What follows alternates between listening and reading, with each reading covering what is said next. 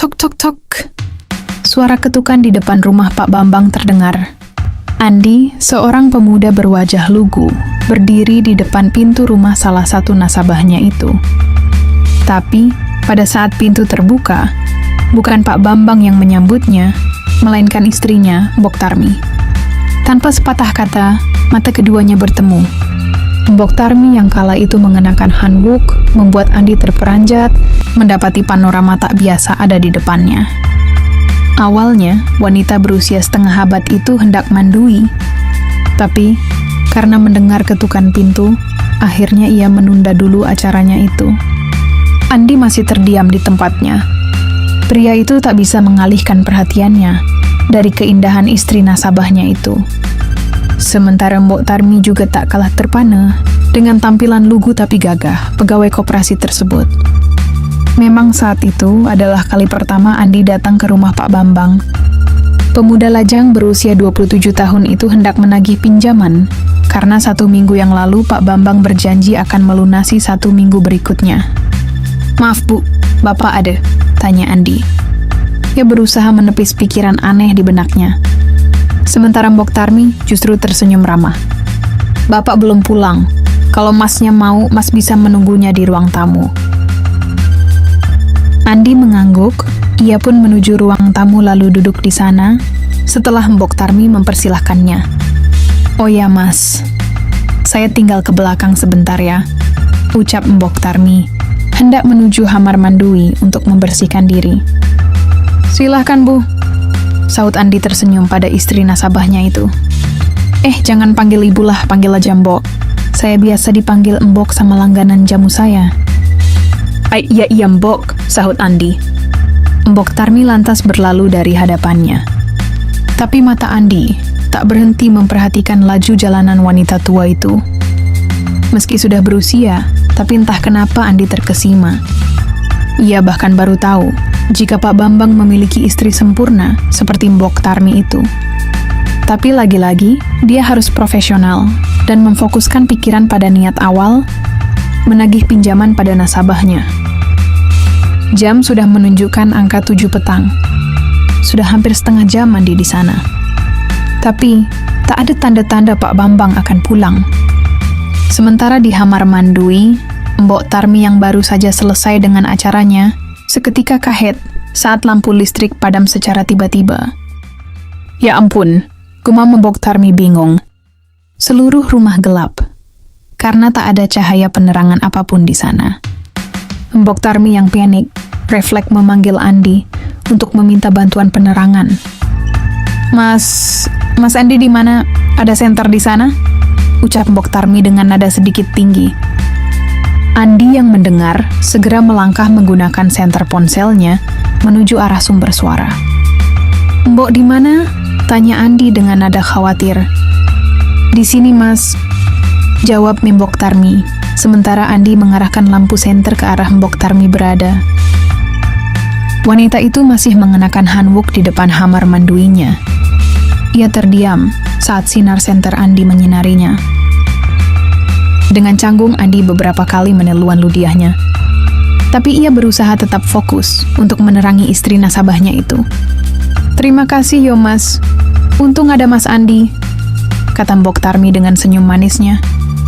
Andi pun membalas senyuman tersebut. Entah mengapa, keduanya sama-sama canggung dengan keadaan saat itu. Andi lantas mengantar Mbok Tarmi ke kamarnya sambil memberi penerangan agar tidak tersandung atau menabrak sesuatu saat berjalan. "Mbok, saya tunggu di luar saja ya." Andi lantas memberikan senternya pada Mbok Tarmi. Iya Mas," sahut Mbok Tarmi yang kemudian menuju kamarnya, sementara Andi menunggu di depan pintu. Sampai tak lama kemudian, lampu listrik kembali menyala. Akhirnya Andi memutuskan untuk kembali menuju ruang tamu dan kembali menunggu Pak Bambang di sana. Semenit kemudian, Mbok Tarmi datang menemuinya. Namun fokus Andi kembali tersita oleh tampilan tak biasa istri nasabahnya. Mbok Tarmi justru menggunakan dastuir sederhana, seolah memang sengaja menguji Imron dalam dirinya. "Jadi Mas Andi kesini ada keperluan apa ya?" "Jadi gini Mbok, saya kesini mau menagih uang yang Pak Bambang pinjam minggu lalu." Gimana ya mas? Tapi Mbok juga nggak tahu bapak pulang jam berapa. Gimana kalau besok saja masnya kembali ke sini? Sebenarnya Andi tak ingin menunda waktu untuk menyelesaikan urusan itu. Ia membutuhkan uang itu, tapi juga merasa sungkan pada istri nasabahnya itu. Dengan berat hati, akhirnya Andi pun mengangguk. Lagi pula akan terlalu malan jika ia harus menunggu nasabahnya itu pulang. Ya sudah Mbok, mungkin saya akan kembali besok sore. Setelah berpamitan, Andi beranjak untuk pulang sementara Mbok Tarmi mengantarnya hingga depan pintu. Tapi, sebelum Andi pergi, Mbok Tarmi sempat tersenyum padanya. Seolah wanita tua itu tak sabar menunggu Andi kembali esok harinya. Singkat kata, esok harinya pukul 3 sore, Andi kembali mendatangi rumah nasabahnya itu.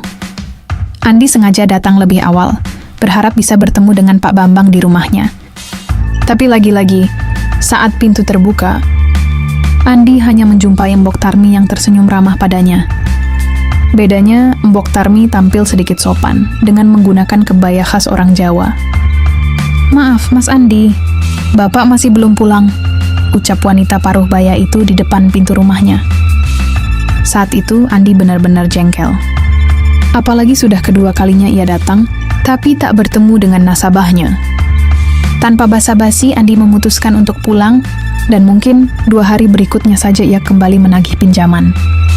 "Kalau begitu, biar besok sore saja saya balik lagi, Mbok." Andi berbalik, hendak pergi. "Mas Andi, tunggu saja dulu, Mas. Mungkin Mbok yang akan membayar pinjaman itu." Andi menoleh terheran. "Maksudnya, Bok?"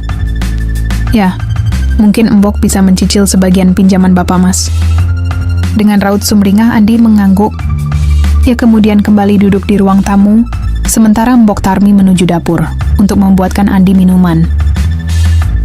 Andi tak menyadari jika apa yang dikatakan Mbok Tarmi hanyalah alasan belaka. Apalagi Mbok Tarmi tahu jika pinjaman suaminya itu sangatlah banyak. Jadi tak mungkin ia membayar pinjaman suaminya itu. Tapi, ia mempunyai rencana lain agar Andi tak merasa sia-sia datang ke rumahnya. Bahkan mungkin bisa meringankan pinjaman suaminya itu tanpa harus membayarnya. 1/4 jam kemudian, Mbok Tarmi kembali dengan membawa nampan berisi kopi dan camilan. Tapi yang membuat Andi gelegapan, wanita itu datang dengan menggunakan hanwok yang sama persis seperti saat Andi datang kemarin. "Maaf Mas Andi, Mbok tinggal mandui sebentar ya, nggak enak bicara kalau belum dandan." Andi tak menjawab. Netranya masih terpaku pada panorama alam di depannya. Ia melongo, apalagi saat Mbok Tarmi meletakkan nampan tepat di depannya. Tentu saja, anugerah yang tersembunyi di balik kabinet itu pun tak luput menyapanya. Sementara Mbok Tarmi sendiri justru senyum-senyum melihat ekspresi kahet pria di depannya. Ia yakin rencananya akan berjalan sesuai dengan harapannya. Sesampainya di Hamar Mandui, Mbok Tarmi mulai melancarkan visi misinya. Sebelum masuk tadi, ia juga sudah sengaja meletakkan hanwok di meja makan. Tujuannya, agar nanti ia meminta bantuan Andi untuk mengambilkannya. Sementara Andi yang masih tak tenang sejak kepergian Mbok Tarmi, mendadak dikagetkan kembali dengan suara panggilan wanita itu dari Hamar Mandui. Mas Andi, Mbok bisa minta tolong." Mendengar itu, dengan ragu Andi beranjak ke arah pintu Hamar Mandui yang masih nampak tertutup. "Minta tolong apa, Mbok?" jawab Andi dari balik pintu. "Tolong ambilkan hanwok lain di meja dapur ya, Mas." Iya, Mbok," sahut Andi terbata. Tanpa prasangka apapun, Andi melangkah mengambil hanwok yang rupanya memang tergeletak di meja dapur. Awalnya, ia berniat mengantar barang itu sampai depan pintu saja. Tapi lagi-lagi ia dibuat tak percaya dengan ucapan Mbok Tarmi. "Mas Andi, masuk aja Mas." Sontak Andi kaget tak percaya. "Tapi Mbok," "Ndak apa-apa kok Mas." Dengan perasaan campur aduk, Andi yang pada dasarnya pria lugu itu pun melangkah sambil menutup matanya. Ia berjalanlah dengan hati-hati, meski pada akhirnya pria itu terpeleset hampir terjatuh, tapi beruntung Mbok Tarmi dengan sigap menangkuapnya. Berbeda dengan Andi yang salah tingkah, Mbok Tarmi justru tersenyum dengan tingkah pemuda tersebut. "Maaf Bok, sebaiknya saya segera pergi," ucap Andi sambil menunduk. meski sesekali ia melirik panorama alam semesta dunia. Jantungnya dag-digdug, apalagi saat itu adalah kali pertama ia mendapati hal sedemikian rupa. Dengan buru-buru, Andi berbalik hendak pergi dari sana, tapi lagi-lagi mendadak Mbok Tarmi menaruik tangannya. "Tunggu, Mas." Sontak Andi gelagapan. Ada apa, Mbok?" Mas Andi perlu bantuan?" sahut Mbok Tarmi sambil merapatkan barisan. Imron Andi benar-benar mendapat ujian. Apalagi, ia paham betul arti tawaran yang tak mungkin ia abaikan. Ingin Andi menjawab iya, tapi ia bingung untuk memulainya. Tetapi Mbok, belum selesai dengan kata-katanya. Mendadak, Mbok Tarmi mencuri start duluan. Istri nasabahnya itu memberi sebuah sambutan perkenalan karena ia paham Andi pun juga mengharapkan kegembiraan. Dan ternyata benar Andi yang semula diam akhirnya turut membalas sambutan demi sambutan. Dengan sabar, Mbok Tarmi berusaha membawa Andi pada suasana syahdu, namun rileks. Karena ia juga tahu, Andi masih belum pro dalam menyarankan masalah kehidupannya. Di saat yang sama, Mbok Tarmi segera menyiapkan sajian-sajiannya, sementara Andi dengan antusias menerima serta memberi perhatian lain-lainnya. Lantunan irama Melayu bergema, memecah keheningan suasana. Apalagi ketika Andi menyiapkan perahu layarnya. Sekilas, nampak Mbok Tarmi terkejut dengan penampakan perahu tersebut, tapi juga antusias untuk memberi perhatian lainnya. Dan ketika Andi mulai melajukan perahunya, Mbok Tarmi menjadi sering memanggil-manggil namanya. Semula Andi memang merasa ragu karena masih baru perdana. Tapi dengan keteguhan dan keyakinan yang dimilikinya, Andi rupanya berhasil membawa Mbok Tarmi tiba di terminal utama, disusul Andi beberapa menit setelahnya. "Gimana? Cicilan pinjamannya, Mas?" tanya Mbok Tarmi sambil tersenyum. "Hari ini lunas, Mbok, hehehe." Keduanya pun tertawa bersama, seolah tak ada beban di antara mereka. Singkatnya, waktu pun berlalu dan jam sudah menunjukkan angka 8 malam, tapi Pak Bambang juga belum pulang. Setelah semua yang Andi lalui tadi, ia langsung bersiap untuk berpamitan pulang. Di benaknya, tak ada lagi rasa jengkel sedikit pun. Andi berpikir, meski tak mendapat uang, tapi setidaknya ia sudah mendapatkan pengalaman yang mungkin akan sulit ia lupakan.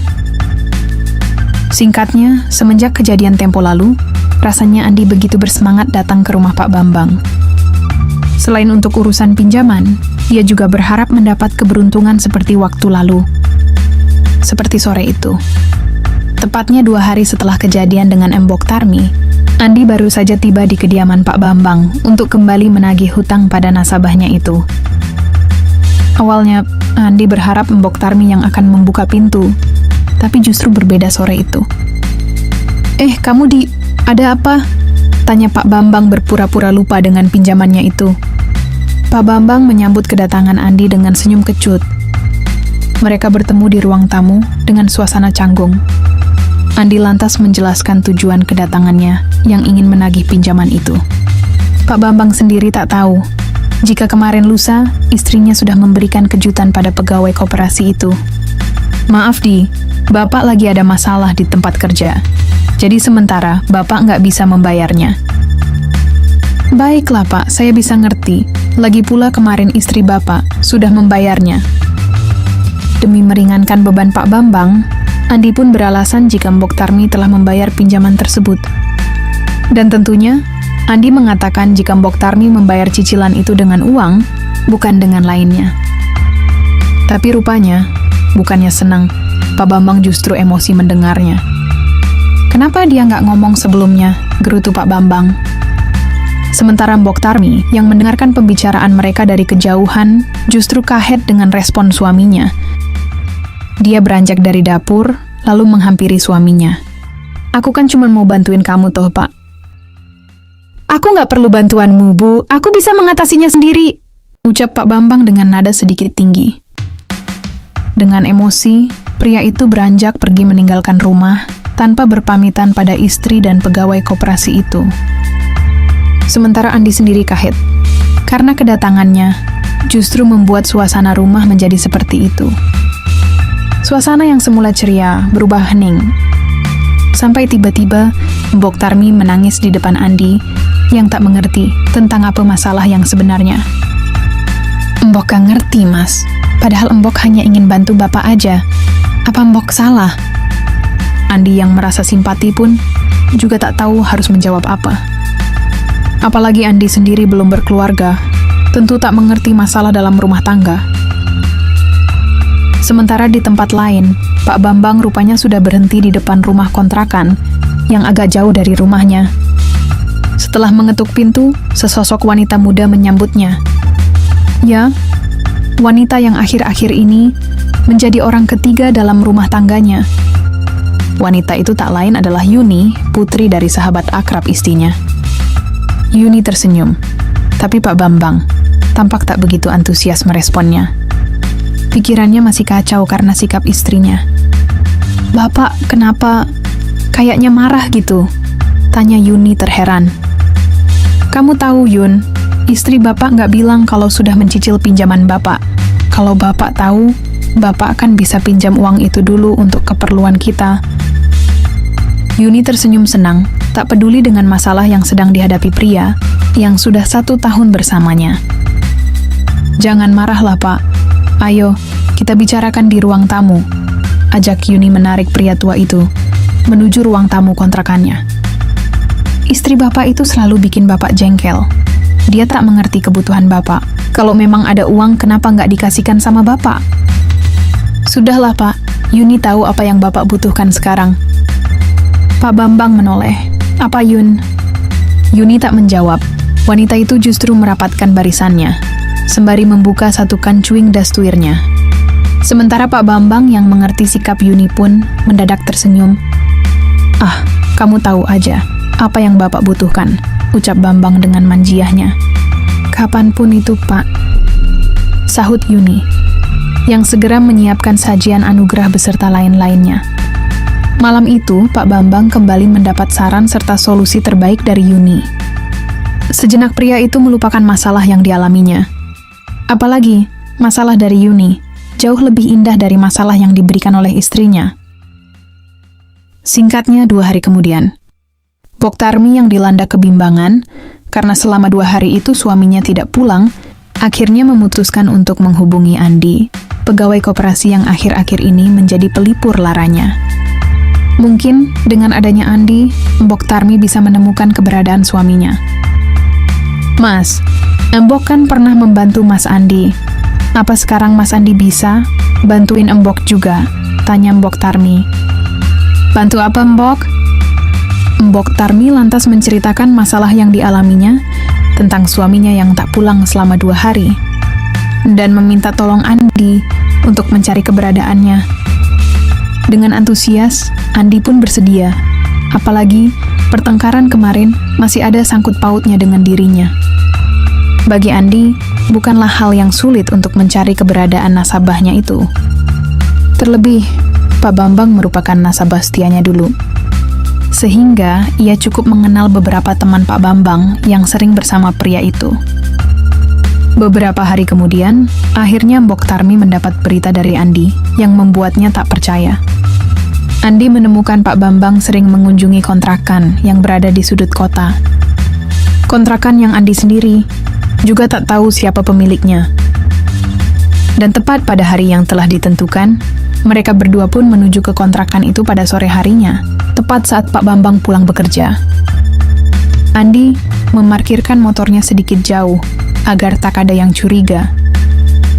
Dan benar saja, beberapa menit kemudian, Mbok Tarmi menemukan suaminya berhenti tepat di depan kontrakan, lalu disambut oleh seorang wanita yang tak asing baginya.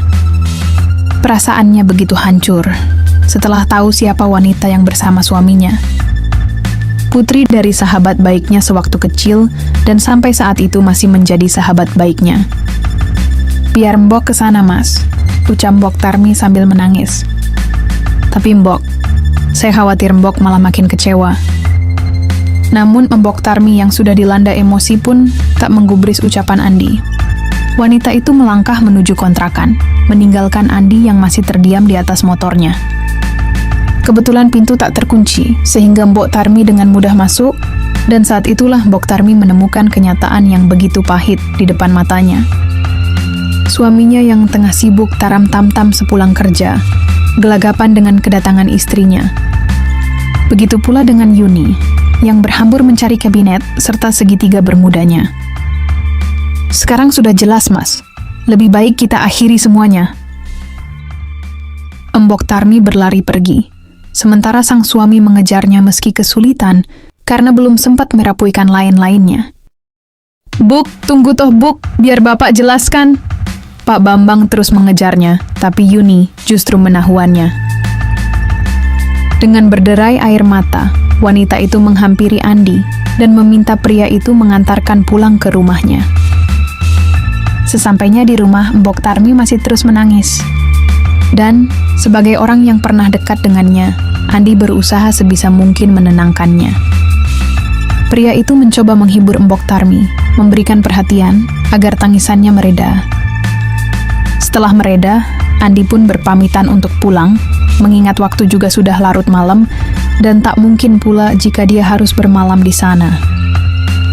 "Mbok, saya pulang ya.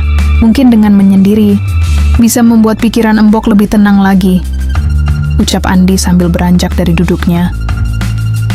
Bukannya menjawab, Mbok Tarmi tiba-tiba beranjak dan berhambur memeyuknya. "Mas Andi, Mbok bisa minta tolong sekali lagi." "Apa Mbok?" "Tolong buat Mbok lupa sama Pak Bambang." "Sasa saya harus gimana Mbok?" Mbok Tarmi tak menjawab, tapi justru menaruik Andi menuju hamarnya. Andi sendiri bisa memahami apa yang dialami Mbok Tarmi. Tapi anehnya Andi juga tak keberatan jika seandainya ia hanya menjadi pelarian. Dia tak peduli karena yang ada di benaknya saat itu adalah kebahagiaan Mbok Tarmi. Dan akhirnya malam itu menjadi malam panjang bagi mereka. Keduanya membiarkan diri hanyut dalam aliran nirwana, menciptakan rasa yang timbul oleh sebuah pengkhianatan dan berharap semua itu berakhir bahagia. Sebulan setelah kejadian ditemukannya Pak Bambang tersebut, Mbok Tarmi mengajukan surat perpisahan secara sepihak. Ia tak penyesuali keputusan itu, sebab selanjutnya ada Andi yang akan menjadi imamnya. Ya, Andi memutuskan menjadi suaminya. Dan Mbok Tarmi pun percaya jika Andi bisa memberi kebahagiaan selamanya. Kesehatan memang mahal harganya. Begitulah ungkapan yang sering kudengar dari ibuku sewaktu kecil dulu. Di usiaku yang ke-34 tahun, sering aku mengalami nyeri pinggang yang mendadak datangnya. Terlalu sibuk bekerja dan kurangnya olahraga mungkin menjadi salah satu faktornya. Beruntung, istriku pengertian dengan masalah yang kualami itu. Dengan senang hati Dewi, istriku membantu mengurut pinggangku, meskipun tak jarang, ujung-ujungnya dia akan menagih kewajiban lainnya padaku. Ya, aku memang sudah berkeluarga dengan Dewi 3 tahun lalu. Meskipun di usia pernikahan kami yang ke-3 tahun tersebut, kami masih belum dikaruniai seorang momongan. Baik aku dan istriku pun memaklumi hal itu, apalagi kami yang sama-sama sibuk bekerja, tak terlalu mempermasalahkan hal itu. Namun di sini, aku bukan ingin menceritakan tentang kisah hidupku bersama istriku, melainkan pengalaman indah yang pernah kualami bersama wanita parubaya bernama Bik Ona. Pengalaman berkesan itu terjadi tanpa sengaja dan hingga saat ini masih terngiang di benakku. Dan semua bermula pada malam itu. Seperti sebelum-sebelumnya, sepulang kerja punggungku terasa sakit. Bahkan, jika dibanding kemarin-kemarinnya, lebih parah malam itu. Semula, kukira aku masuk angin biasa, karena memang beberapa hari terakhir, cuaca sering dingin, karena curah hujan yang tinggi. Mengetahui hal itu, sesampainya di rumah, istriku langsung mengurut punggungku. Tapi setelahnya, ia malah mengajakku untuk menunaikan kewajiban malam bersama. Aku pun tak bisa menolak, karena memang beberapa hari itu, aku juga belum menunaikan kewajiban itu. Alasannya karena tugas kantor menjelang akhir tahun memang sedang padat-padatnya. Sampai-sampai aku melupakan kewajibanku pada Dewi dan sibuk sendiri dengan kerjaanku.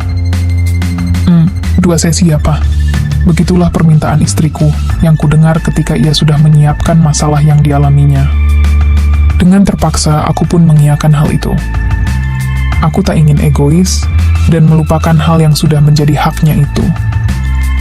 Hingga pada akhirnya, taram tam-tam itu pun baru selesai ketika menjelang subuh tiba. Sampai pada pagi harinya, kukira punggungku akan pulih setelah diurut istriku itu. Tapi rupanya tidak. Bahkan justru semakin menjadi sampai-sampai tanganku terasa kebas. Alhasil pagi itu aku hanya bisa duduk dan berjalan kaku seperti robot. Selebihnya, seperti makan dan lain-lainnya, harus dibantu oleh istriku sebelum ia berangkat kerja. Ya, hari itu istriku memang tak bisa absen dari pekerjaannya. Pasalnya, ada direksi yang akan memantau kinerja kantornya. "Pak, aku sudah manggil Mbok Ijah ke sini. Mungkin agak siangan datangnya. Aku juga sudah bilang, nanti langsung nemuin Papa. Nanti sepulang aku dari kantor, kita ke dokter ya," ujar istriku sekalian berpamitan berangkat ke kantornya. Mbok Ijah sendiri merupakan tukang urut langganan istriku. Sebelumnya memang sempat beberapa kali aku meminta jasanya. Dan memang hasilnya lumayan, meski tak hilang sepenuhnya. Sepeninggal istriku, aku benar-benar merasa kesusahan sendirian di hamarku. Kadang-kadang aku sampai berseru, karena saking sulitnya beranjak dari hamarku. Seumur-umur, belum pernah aku mengalami masalah kesehatan seperti itu. Ya, seperti orang stroke yang tak bisa apa-apa sama sekali. Sampai kira-kira jam 10 siang. "Permisi?" Kudengar suara seseorang wanita, beserta ketukan pintu dari luar. Aku mengira mungkin itu Mbok Ijah yang datang, dan berhubung aku masih susah untuk berjalan, maka aku suruh Mbok Ijah langsung masuk ke dalam. "Masuk aja Mbok," ujarku dari dalam hamar. Setelah pintu terbuka, rupanya bukanlah Mbok Ijah yang datang, melainkan ibu-ibu paruh baya yang juga seumurannya. Nampak ia membawa barang-barang yang sering digunakan Mbok Ijah untuk membantu pelanggannya. "Loh, ibu siapa? Mana Mbok Ijah?" tanyaku heran. Ibu itu tersenyum canggung. "Ijahnya nggak bisa datang, Mas. Tadi dapat telepon kalau saudaranya meninggal," ujar ibu itu, yang masih mematung di depan pintu. "Jadi, ibu yang gantiin Mbok Ijah?" Ibu itu mengangguk. Aku berpikir daripada tak ada yang membantu, maka ku iyakan saja tawarannya itu. "Ya udah Bi, ayo," sahutku. "Iya, Masnya repuahan aja dulu. Ibu numpang ke kamar manduinya dulu ya," tanyanya yang ku jawab dengan anggukan. Sekembalinya dari kamar mandui, ibu tersebut segera duduk di tepi divan dan langsung membantuku. Di tengah kesibukan itu, kami ngobrol basa-basi ngalor ngidul, sampai akhirnya ku ketahui jika beliau bernama Sarkona atau biasa dipanggil Big Ona. Beliau seorang janda tanpa anak yang rupanya berasal dari satu desa dengan Mbok Ijah. Profesinya pun sama, tukang urut juga. Hanya saja beliau lebih sering menerima jasa di penginapan daripada di komplek perumahan. "Ini sih bukan encok Mas, tapi masuk angin. Nggak bisa cuma diurut aja, mesti dikeroks juga," ujarnya. "Ya, gimana baiknya aja sudah Bik," sahutku menyetujuinya. "Ya sudah sebentar Mas, Ibu ambil koin dulu di motor," ujarnya sambil beranjak pergi. 5 menit menunggu, Bionah rupanya tak kunjung kembali juga. Sementara aku yang menunggu, lama-lama mendadak ingin buang hajat. Sampai akhirnya, daripada kelamaan nunggu, aku pun berusaha berjalan sendiri menuju kamar mandui sebisaku. Dengan susah payah aku berjalan seperti robot. Tapi, ketika baru beberapa langkah beranjak dari hamarku, mendadak Bionah datang menghampiriku. "Loh, Masnya mau kemana?" ujar Bionah, sambil melangkah membawa balsem dan koinnya. "Ke belakang, Bik," jawabku dengan suara tersendat. "Kok nggak tunggu Bibik toh, kalau jatuh gimana?" sahutnya yang segera membantuku. "Saya nggak apa-apa kok, Bik. Saya bisa jalan sendiri," ujarku, sambil terus melangkah meski lambat. Big Onah pun mengangguk, hanya saja ia tetap mengikutiku hingga pintu kamar mandui. Mungkin ia khawatir terjadi apa-apa denganku jika ditinggal sendiri. Setelah aku masuk ke dalam, Barulah aku terpikir bagaimana cara membuka kabinet negaraku. Sementara tanganku terasa berat untuk bergeruak. Saya mau nggak mau, harus minta bantuan Bibik, kataku di dalam. Iya, Mat, kenapa? Tanyanya. Bantu saya untuk, sahutku sambil menoleh ke bawah. Big Ona yang mengerti akan maksudku pun kaget. Walah, Bibik nggak bisa, jawabnya menggeleng. Aku menyadari mungkin saja Big Ona malu, apalagi beliau memang baru mengenalku. Tapi saya nggak tahu harus minta bantuan sama siapa lagi, Big, kataku. Tapi Bibik kan, ujarnya terjeda. Saya juga nggak akan minta tolong, kalau nggak terpaksa, Bi. Ujarku sedikit tegas. Mungkin karena iba atau apa, akhirnya Bi Onah pun beranjak menyusulku. Dan dengan ragu, ia membantu mengalihkan kabinet negara tersebut, hingga hikmah kehidupanku bebas dari tanggungannya. Hati-hati loh, Bi. Kalau ada apa-apa Bibik bisa dimarahi istriku, hihihi. Candaku, meski jujur dak-dik-dak juga jantungku saat itu. Apalagi Bi Onah tak hanya membebaskan hikmah kehidupanku, melainkan beliau juga menunggu hingga aku selesai, lalu mengembalikan ke tempat semula. Bibik ternyata pintar ya, kataku sambil tersenyum. Pintar apa sih, Mas? Bibik seperti itu. Kan soalnya Bibik juga pernah ngurusin masalah seperti ini, ujarnya. Wah, pasti senang suami Bibik dong. Ada istri yang perhatian kayak Bibik, ujarku. Masa sih, Mas? Tanyanya. Iya, kan para suami senang diperhatikan, apalagi kalau dipancingku. Big Onah yang mengerti kemana arah ucapanku justru tersipu. Jika ku perhatikan, agaknya Bibi Onah memang telah lama tak mendapat siraman. Terbukti beliau senyum-senyum saat obrolanku mengarah pada hal baik lainnya. Masnya ngomong apa toh? Ya udah kalau selesai, Bibi kantor ke Hamar, ujarnya. Sementara aku mengangguk setuju. Sesampainya di Hamar, Bi Onah pun melanjutkan bantuan tersebut. Namun bedanya, aku memilih untuk duduk di tepi divan, sementara Big Onah membelakangiku. Hal itu agar memudahkannya dalam membantuku kerokan. Kalau ngerok segini, ada yang minta lebih nggak, Bi? Tanyaku iseng. Sejenak Big Onah menghentikan bantuannya. Ya, ada sih, Mas. Tapi kalau yang seumuran Masnya sih jarang. Rata-rata milihnya yang muda-muda. Emang kenapa toh? Tanya-tanya itu. Jelasnya sambil kembali membantu. Ya nggak apa-apa sih, Big, saya kan cuma tanya. Terus kalau seusia saya jarang, biasanya usia berapa yang minta ke Bibik? Tanyaku penasaran.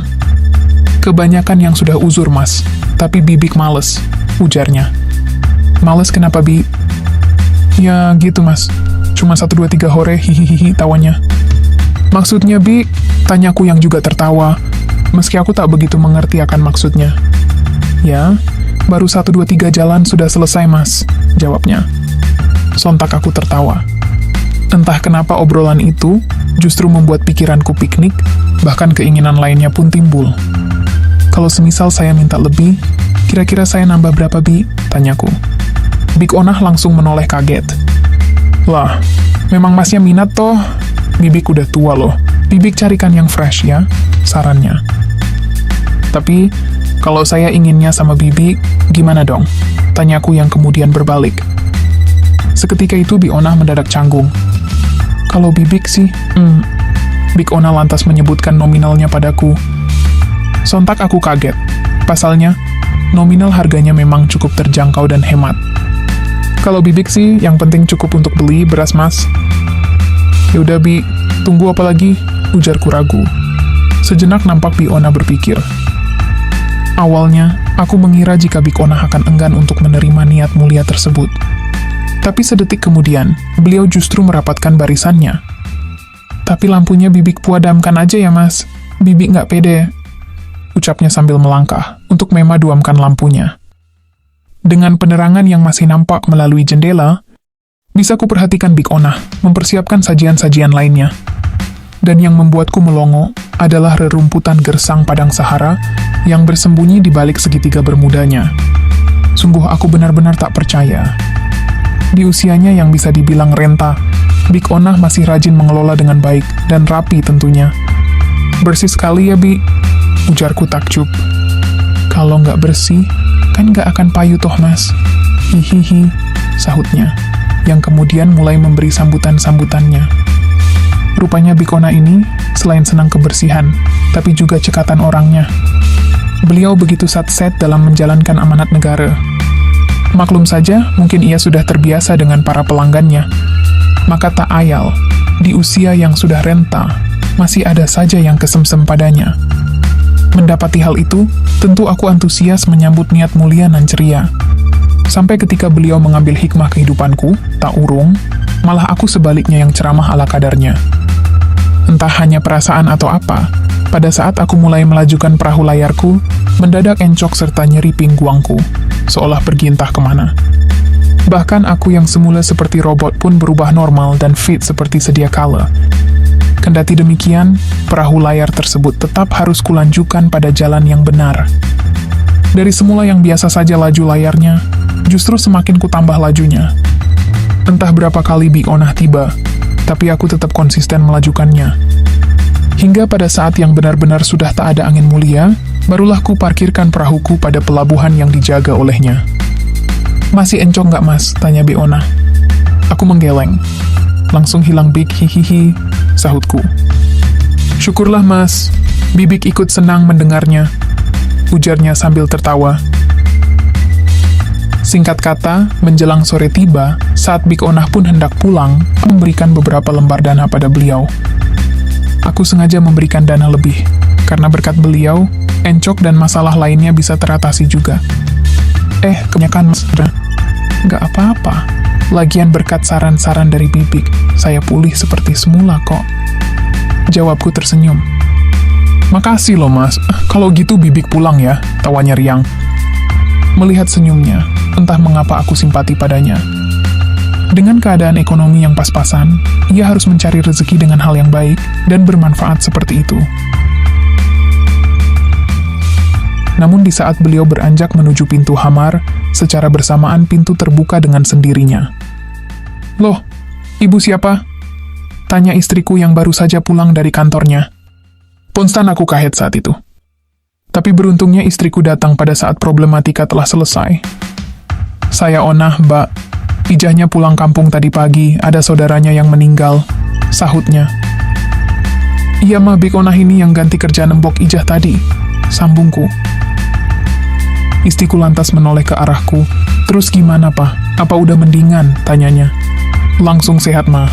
Hihihi," ujarku beralasan. "Ya syukur kalau gitu, Pak," sahut istriku.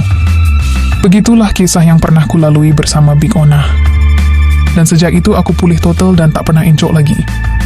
Meski begitu, aku juga tak lagi menggunakan jasa Bikona. Aku berusaha melupakannya, dan menganggap hal itu hanyalah sekedar bantuan saja. Meski aku tahu itu keliru, tapi biarlah hal itu menjadi pengalamanku saja. Namaku Sugianto, atau teman-temanku sering memanggilku Gian. Dan kisah ini merupakan kisah masa laluku yang terjadi 2 tahun silam. Bisa dibilang, kisah ini merupakan pengalaman pertamaku dengan wanita paruh baya, di saat aku masih awam tentang kehidupan asmara yang sebenarnya. Semua bermula di mana saat itu bapakku baru saja meninggal dunia. Kehidupan keluargaku berubah drastis, karena kehilangan sosok nomor 1 di rumahku. Tak ada lagi yang mencari nafkah, sebab bapakku merupakan tumpuan ekonomi kami selama ini. Sejak bapak meninggal, ibu memutuskan untuk berjualan rujak di pasar. Ya, hasilnya pun tak sebanding dengan hasil yang diperoleh sebelum bapak meninggal dulu. Meski begitu, kami tetap bersyukur, karena uang itu cukup untuk menyambung hidup kami sehari-hari. Aku yang saat itu menganggur hanya bisa bantu-bantu ibuku. Sebenarnya banyak tetanggaku yang menawarkan aku kerja, seperti kuli bangunan ataupun kerja serabutan di pasar.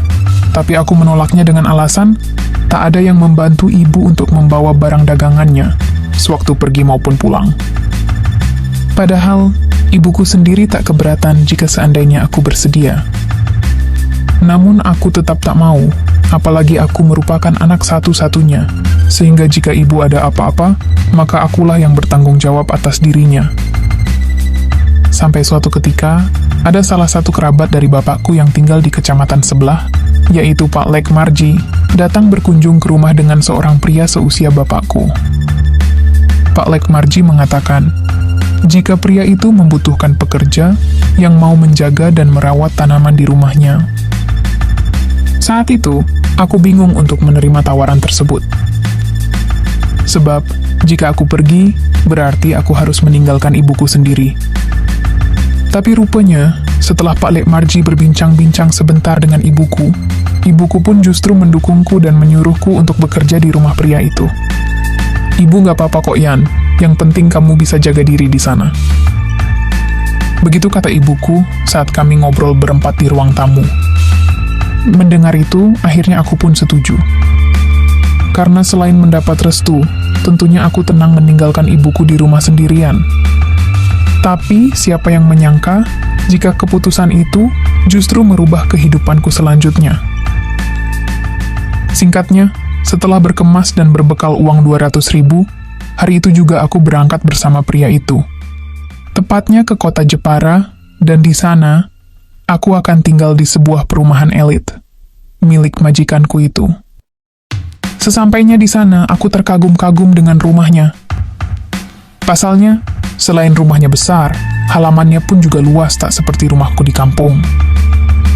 Majikanku yang bernama Pak Rizal merupakan manajer bank ternama di kota Jepara. Beliau memiliki 2 orang putri. Yang pertama, Mbak Sinta, baru menikah dan ikut dengan suaminya, sementara yang bungsu Mbak Wulan masih kuliah semester 7.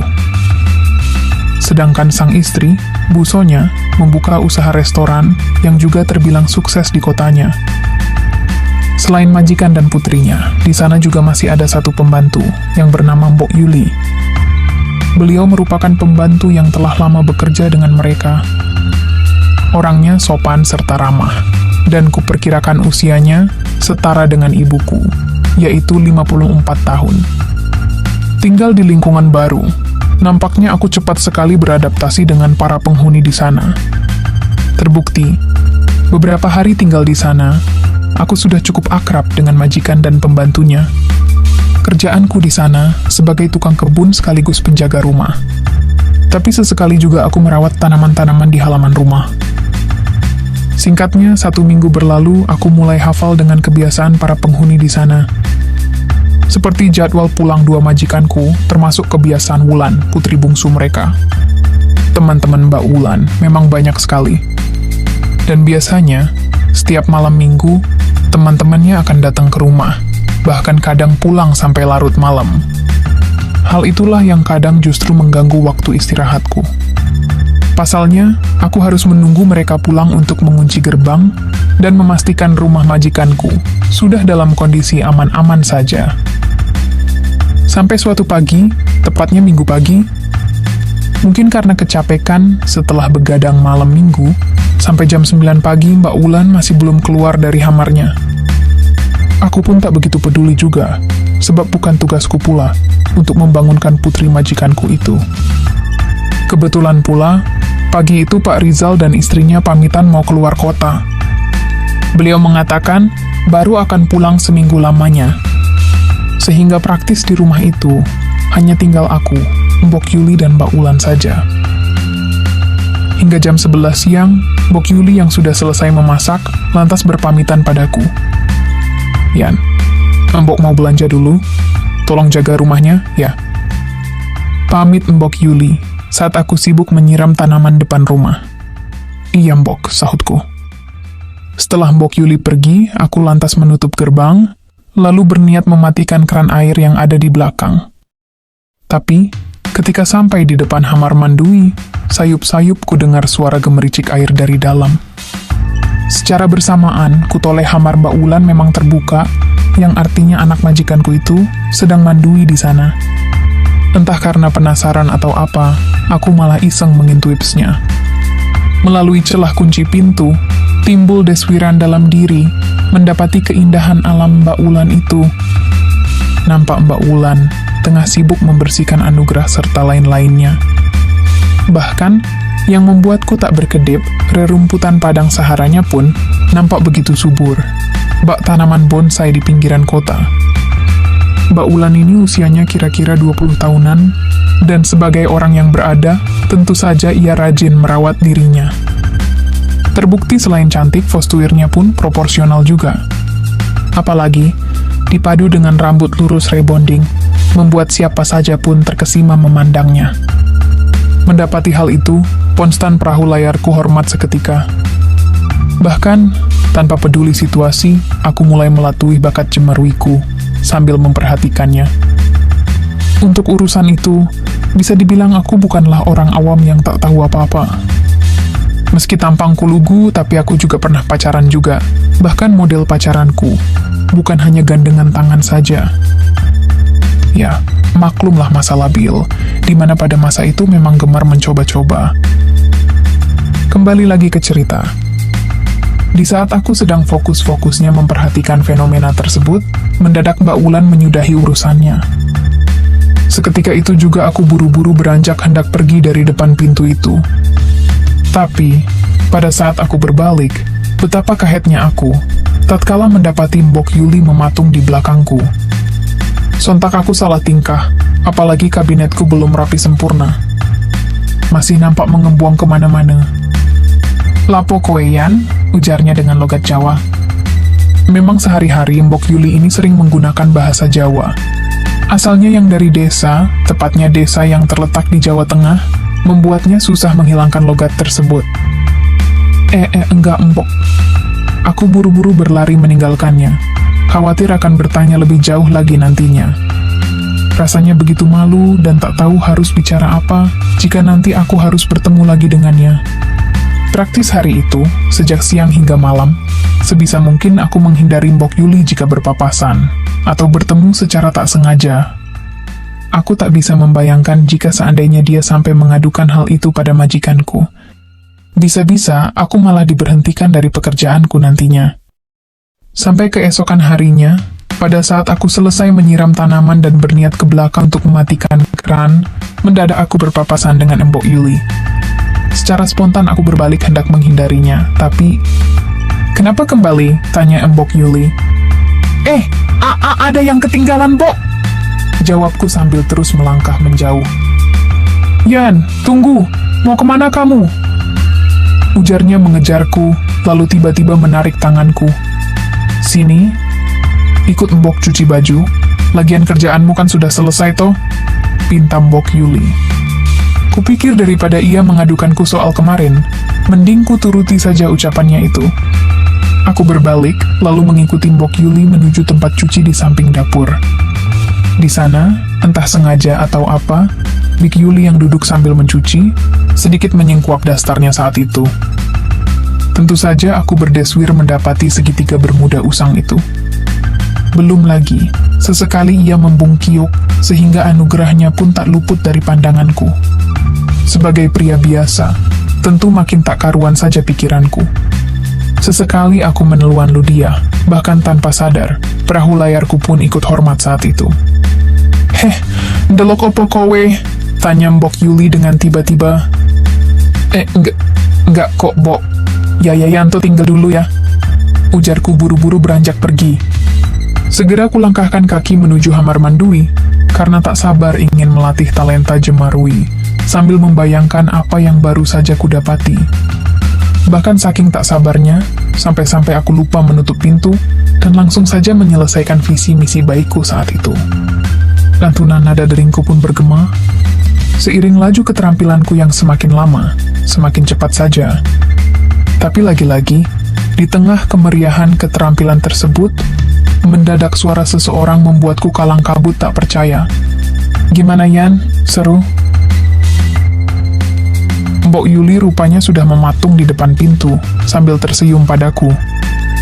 Aku tak tahu sejak kapan wanita berusia 50 tahunan itu hadir, tapi yang pasti aku gelagapan, lalu buru-buru merapikan kabinet negaraku. "Loh, kenapa berhenti?" sambungnya. "Sungkan aku, Mbok," sahutku sambil menunduk. "Ngapain sungkan? Lawong di sini cuma ada Simbok sama kamu kok." Memang benar kata Mbok Yuli. Saat itu kedua majikanku sedang bekerja, sementara Mbak Wulan juga belum pulang dari kampusnya. "Ya, sungkan aja sama Mbok," sahutku. "Alah, gitu aja sungkan.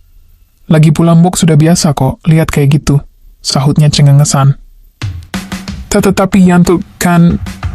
"Alah, Alasan aja, sini kamu, kata Mbok Yuli sambil melambaikan tangannya.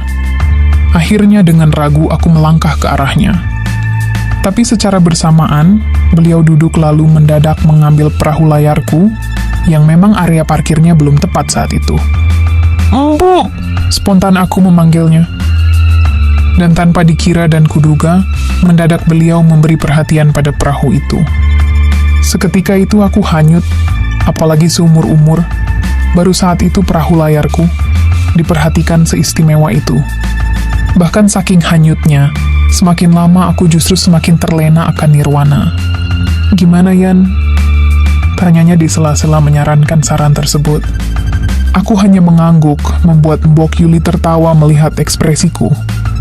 Jujur kuakui, di usianya yang tak lagi muda, Mbok Yuli ini benar-benar antusias sekali orangnya. Mungkin karena sudah lama menjanda, sehingga saat ada seseorang yang lugu sepertiku, jiwa baiknya langsung terpanggil saat itu. Wes Yola, ujarnya membuyarkan konsentrasiku. Wes apa Mbok? Tanyaku. Yo Guantianto, ujarnya hendak menyiapkan segala keperluanku. Sambil celingak-celingup, beliau mengambil anugerah yang kuasa untukku beri perhatian lain-lainnya.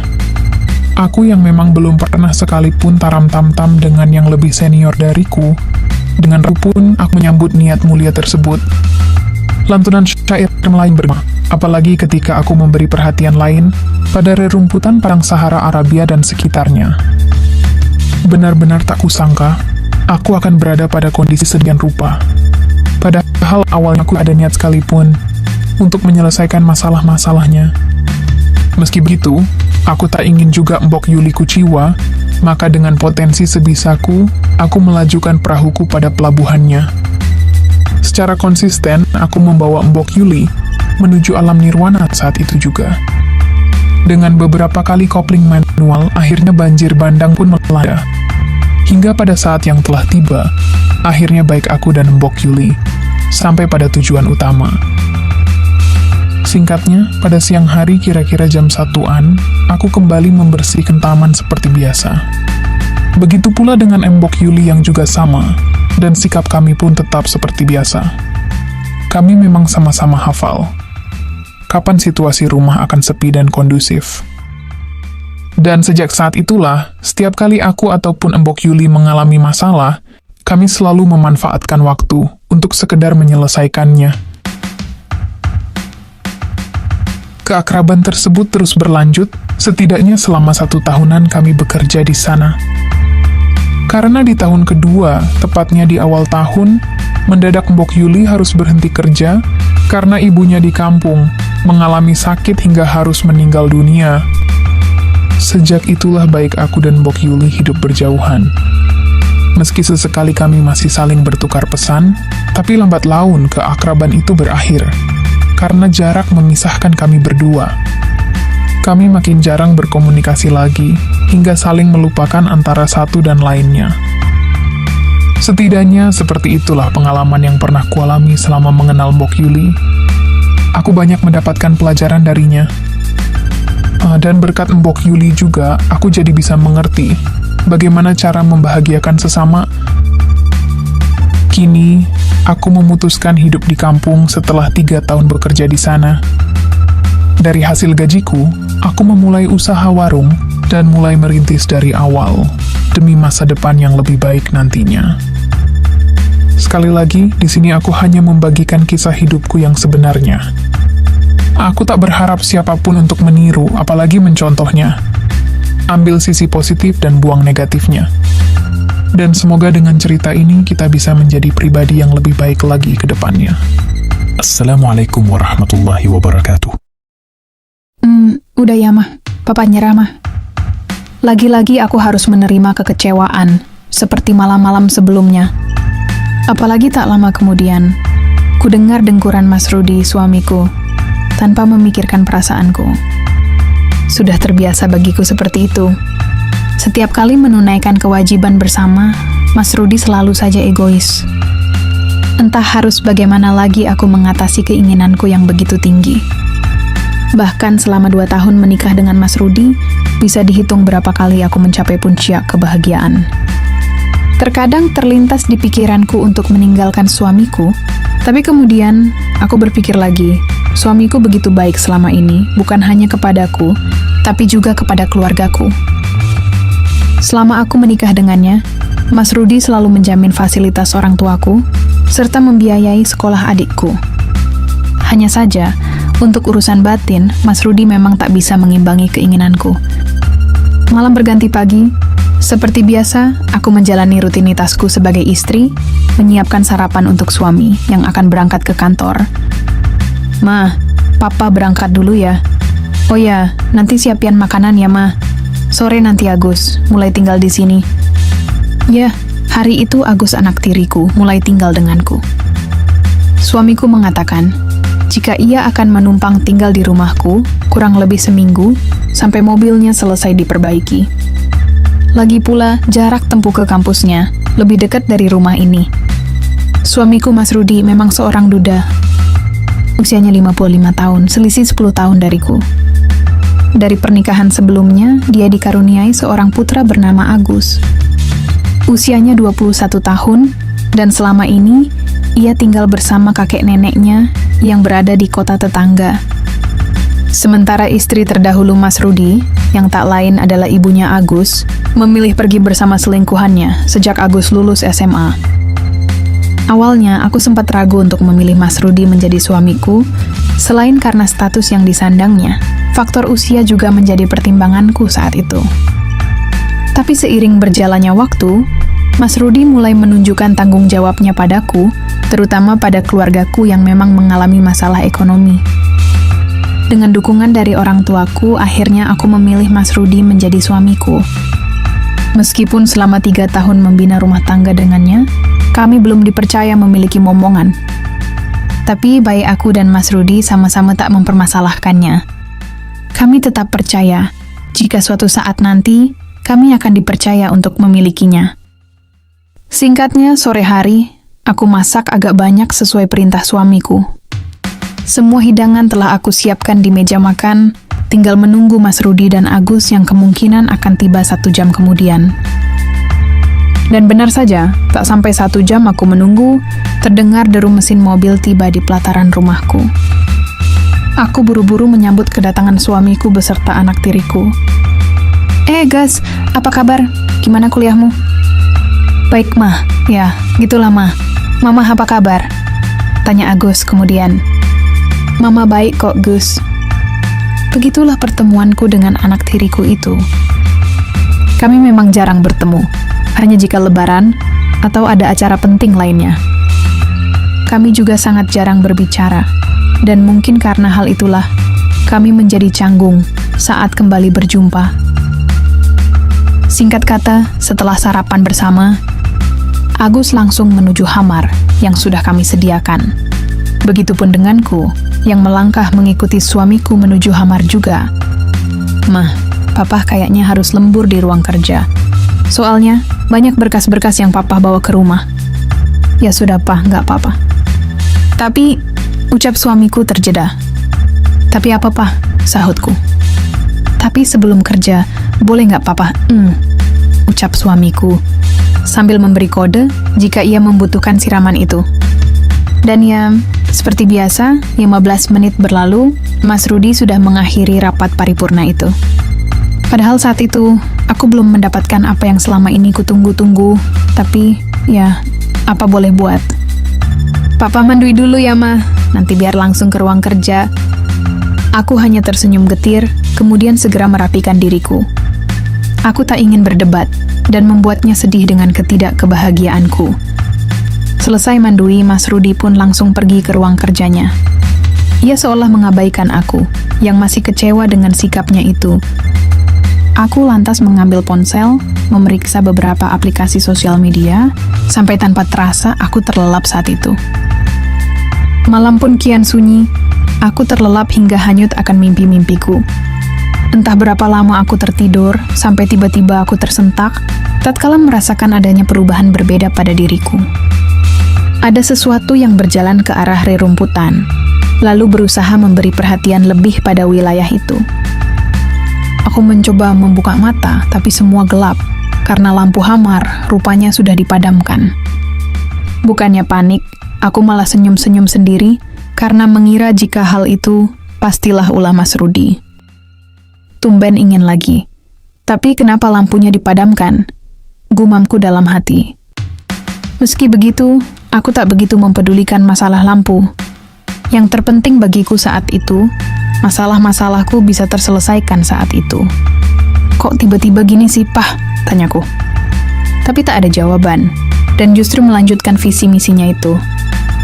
Jujur aku merasa, suamiku saat itu sungguh berbeda dari biasanya. Yang biasanya hanya 1, 2, 3 hore, saat itu justru sebaliknya. Bahkan solusi serta sarannya saat itu benar-benar membuatku merasa seperti pengantuin baru. Sampai pada saat aku tiba di pangkalan udara lebih dulu, suamiku masih tetap melanjutkan saran dan solusinya itu.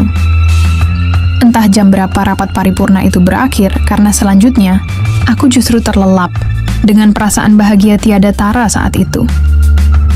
Pagi harinya, sinar mentari mulai nampak di ufuk timur. Rasanya aku enggan beranjak dari hamarku, tapi ketika teringat, aku harus menyiapkan sarapan untuk Mas Rudi dan juga Agus. Akhirnya aku beranjak saat itu.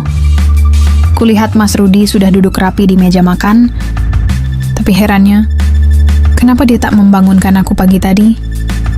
Padahal biasanya, ia tak pernah lupa dengan kebiasaannya itu. Loh, Papa kok nggak bangunin Mamah tadi? Tanyaku heran. Mas Rudi menoleh. Iya mah, maafin Papa ya. Semalam Papa ketiduran di ruang kerja. Dek, jantungku seolah berhenti berdetak. Kalau Mas Rudi ketiduran di ruang kerja, terus siapa semalam yang, gumamku. Aku duduk terdiam di meja makan. Ingatanku kembali pada peristiwa semalam. Lalu semalam itu siapa? Apa itu mimpi? Tapi kenapa seperti nyata? Gumamku lagi. Mak, kok bengong? Ujar Mas Rudi membuyarkan lamunanku. Enggak kok, Pah. Bentar ya, Mama siapin sarapannya. Kataku sambil beranjak. Aku tidak mungkin menanyakan kejanggalan itu pada Mas Rudi, karena pastinya ia akan menganggap hal itu sekedar mimpi. Setelah masakan tersaji, aku dan Mas Rudi pun bersiap untuk sarapan. Sambil makan, kami kembali ngobrol seperti biasa, sampai tiba-tiba pandanganku teralihkan pada Agus yang baru saja keluar dari hamar mandui, tak jauh dari kami. Nampak anak itu melangkah dengan rambut basahnya. Sepertinya dia baru saja keramuas, karena aroma shamponya juga kentara. Lagi-lagi ingatanku kembali pada peristiwa semalam. Apa jangan-jangan semalam itu? Aku menggeleng, mana mungkin, gumamku. Sampai kira-kira beberapa menit kemudian, Agus melangkah dari hamarnya dan bergabung dengan kami di meja makan. Kes, nanti sore Papa nggak bisa pulang. Nanti kamu pulangnya ikut taksi saja ya. Papa banyak kerjaan kayaknya sih. Pulang malam. Suamiku memulai obrolan. Iya, Pah, nggak apa-apa. Lagi pula hari ini Agus kuliahnya cuma sebentar kok. Timpal Agus. Sementara aku diam saja, tak menanggapi obrolan mereka, meski sesekali aku menoleh ke arah Agus, yang rupanya juga sesekali menoleh ke arahku juga. Sore harinya, tak terasa aku berkutat dengan pekerjaan rumah, dari bersih-bersih hingga mencuci baju dan merapikan tanaman. Sampai waktu menunjukkan pukul 3 sore, saat aku mencuci sayuran di depan wastafel, mendadak aku tersentak. Tatkala sebuah tangan tiba-tiba melingkar memyukku dari belakang. Loh, Pak, kok sudah pulang? Bukannya tadi bilangnya pulang malam? Tanyaku yang mengira jika seseorang itu adalah suamiku. Tapi mendadak aku kaget bukan kepalang ketika menoleh bukanlah Mas Rudi yang kudapati, melainkan Agus anak tiriku. Apaan kamu, Gus? Ujarku gelagapan sembari menjauh. Mama ini kenapa toh? Bukannya semalam kita. Bagai tersambar petir aku mendengarnya. Rupanya benar dugaanku tadi. Semalam bukanlah suamiku, melainkan Agus yang menyarankan masalah-masalahku itu. Apa maksudmu, Gas? Sudahlah, Ma. Bukannya Mama antusias juga? Aku menggeleng tak percaya. Tapi Mama enggak. Dengan segera aku berlari menuju Hamar sambil menangis. Lebih tepatnya menangis karena terkejut dan malu. Tapi tanpa kukira, rupanya Agus mengejarku. Ia kembali memyukku ketika aku hendak membuka pintu. "Agus!" ujarku menghalaunya.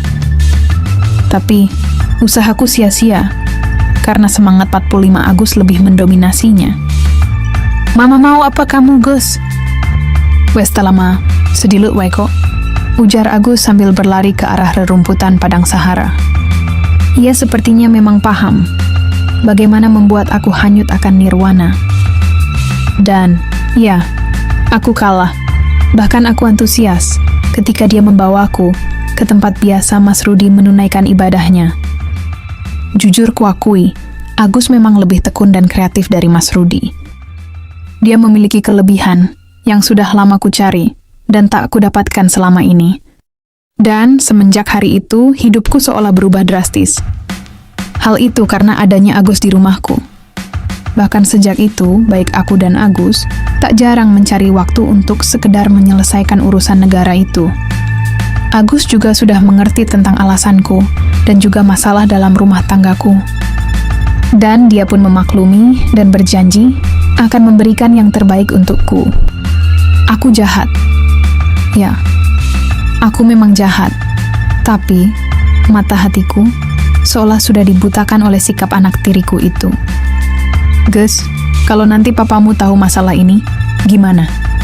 tanyaku suatu ketika saat kami ngobrol di ruang tamu. "Agus akan jelaskan semua ke papa, mah. Kalau Agus sayang sama mama," sahutnya. Mendengar hal itu, justru membuatku semakin berbunga-bunga dan mustahil untuk mengakhirinya. Singkatnya, seminggu kemudian, pihak bengkel mengabarkan kami jika mobil Agus sudah selesai diperbaiki. Itu artinya, Agus akan pulang ke rumah kakek neneknya. "Gas, hari ini kamu pulang?" Suamiku memulai obrolan ketika kami sedang sarapan pagi bersama. Agus mengangguk. "Ya sudah, kalau begitu, kamu tunggu mobilmu datang ya. Papa mau ke kantor dulu." Setelah suamiku berpamitan, kini di rumah hanya ada aku dan anak tiriku itu. Kami masih berdiam diri di meja makan, dan sama-sama enggan untuk beranjak pergi. Entah mengapa aku merasa sedih. Rasanya baru seminggu hidupku berwarna lagi, tapi selanjutnya harus berubah suram kembali. "Gas, kalau kamu pulang, Mama gimana?" tanyaku memulai obrolan. "Gimana apanya, mah? Agus kan masih bisa kesini. Lagi pula, rumah kakek kan gak jauh dari rumah ini," sahutnya. "Kamu janji ya, Gus? Nanti sering-sering kesini." Agus lantas beranjak dari kursi, lalu melangkah ke arahku. Sejenak ia mendekat lalu berkata, "Agus janji, mah. Lagi pula, mana mungkin Agus bisa lama-lama jauh dari mama, tapi mah, tapi apa? Selagi papa pergi, apa Agus boleh?" ucapnya di dekat telingaku. Aku tersipu, karena tahu pasti arti maksud ucapannya itu. Selanjutnya, ya, pagi itu aku kembali hanyut akan nirwana. Ketika Agus mulai mempresentasikan ketekunannya dalam mengemudikan perahu layar, aku tak lagi memikirkan piring sisa makanan, bahkan membersihkan dapur sekalipun. Yang ada di benakku hanya ada keceriaan, karena Agus lagi-lagi bisa membuat suasana yang semula murung menjadi lebih syahdu. Kami memanfaatkan waktu terakhir dengan sebaik-baiknya, sebagai tanda perpisahan, dan sebagai bekal tak bertemu untuk sementara waktu. Entah sudah berapa kali aku tiba di pangkalan udara, tapi yang pasti hari itu, sejak pagi hingga sore, tak ada waktu yang terlewatkan untuk menyarankan solusi-solusi permasalahan itu. Sore harinya, selagi suamiku belum pulang, ku sempatkan waktu untuk membantu Agus mengemasi barang-barang yang nantinya hendak ia bawa pulang. Sambil berkemas, sesekali aku tertawa karena candaannya. Hal yang memang jarang suamiku hadirkan selama kami bersama. Singkatnya, sudah seminggu Agus pergi dari rumahku. Tak bisa kupungkiri, kepergian Agus jelas membuat suasana rumah menjadi jauh lebih sunyi. Biasanya setiap sore, aku selalu menyambut kepulangan suami dan kekasihku, yang tak lain adalah anak tiriku sendiri. Tapi sejak Agus pergi, semua terasa berbeda. Tak ada lagi senyum yang aku tunggu. Tak ada lagi gurauan yang membuatku tertawa. Kendati demikian, kami masih saling komunikasi. Seperti bertukar pesan atau telepon-teleponan ketika suamiku pergi. Sampai kira-kira 2 minggu kemudian, tepatnya di hari Senin pagi, Agus mengirim pesan jika ia ingin bertemu denganku. Dia mengajakku ke sebuah penginapan, tapi sebelumnya, dia akan menungguku di minimarket, sekaligus menjemputku di sana. Dengan senang hati, aku pun menyetujui hal itu. Singkatnya, taksi yang kupesan langsung membawaku ke sebuah minimarket untuk bertemu anak tiriku itu. Sesampainya di sana, kami pun membeli beberapa cemilan, lalu segera bergegas hendak menuju penginapan. Tapi, ketika kami hendak menuju mobil yang Agus bawa, secara tak sengaja kami berpapasan dengan Dodit, adik suamiku yang juga hendak berbelanja di sana. "Loh Mbak, sama Agus aja. Mas Rudi mana?" Tanyanya sambil celingak-celinguk mencari keberadaan kakaknya. Iya Dit. Mbak tadi nggak sengaja ketemu Agus di sini, jadi Mbak numpang mobilnya aja. Lagian Mbak sendirian. Mas Rudinya kan lagi kerja. Ya udah ya, Mbak pulang dulu. Sebelum Dodit bertanya lebih jauh, aku buru-buru menuju mobil dan meminta Agus segera melajukannya. Aku sengaja bersikap demikian, karena aku tahu jika Dodit bukanlah pemuda yang mudah percaya begitu saja. Dia pandai membaca situasi dan tak menutup kemungkinan dia akan curiga jika aku tidak buru-buru pergi meninggalkannya. Agus melajukan mobilnya lebih cepat dari biasanya, sampai tak lama kemudian, sampailah kami di depan sebuah penginapan. Setelah menerima kunci dari resepsionis, kami segera melangkah ke ruangan yang telah dipesan. Sesampainya di depan pintu kamar, tanpa membuang waktu, sambutan demi sambutan Agus haturkan saat itu. Seketika itu, aku hanyut akan saran dan solusi yang ia berikan padaku. Agus memang selalu berhasil, bukan hanya masalah hati dan perasaanku, tapi juga angan-angan yang selama ini kuimpikan itu. Defense bernuansa serba putih, seolah menjadi saksi, rapat paripurna itu berlangsung. Dan dalam beberapa kali kopling manual, banjir bandang pun melanda diriku. Coba Mama lebih dulu kenal kamu, Gus. Mungkin lain ceritanya ya. Iya, Ma. Tapi sekarang malah Agus yang takut. Takut kenapa, Gus? Takut kita nggak bisa sama-sama lagi, Ma. Kamu ngomong apa sih, Gus? Ya, Agus takut aja, Ma. Aku tak menjawab, karena Agus semakin melajukan perahunya. Hingga pada saat ia hampir tiba di pangkalan udara, aku memintanya untuk meletakkan pundi-pundi kebaikan pada wadiah yang tersedia. Waktu pun beranjak sore, dan kami pun segera pulang ke rumah masing-masing. Selama di perjalanan, aku terus memikirkan ucapan Agus tadi. Entah kenapa perasaanku menjadi tak nyaman, seolah-olah akan terjadi sesuatu yang buruk menimpa kami. Dan rupanya benar. Setelah Agus mengantarku sampai di depan gerbang rumah, sementara dia pergi, aku langsung melangkah menuju pintu rumahku. Tapi sesampainya di sana, mendadak aku terheran ketika mendapati pintu sudah terbuka lebih dulu.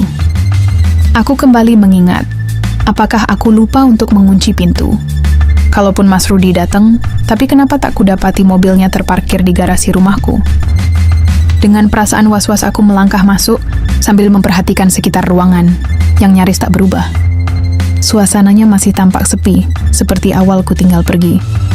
Dan barulah ketika aku masuk dalam kamarku, mendadak jantungku dak-dik-dug, mendapati seorang pria mematung menghadap jendela kamarku.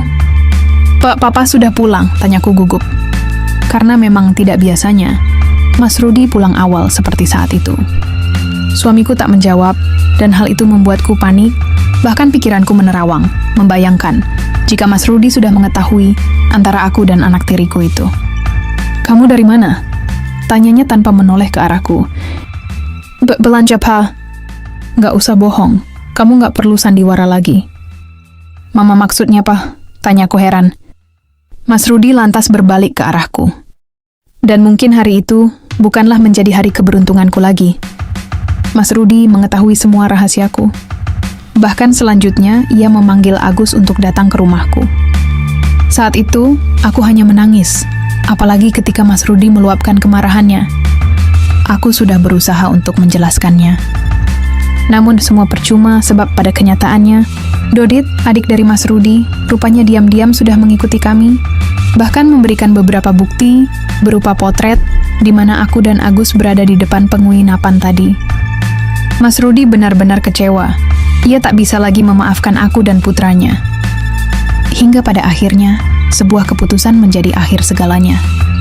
Mas Rudi meminta untuk berpisah. Bahkan ia tak lagi akan membiayai kehidupan keluargaku.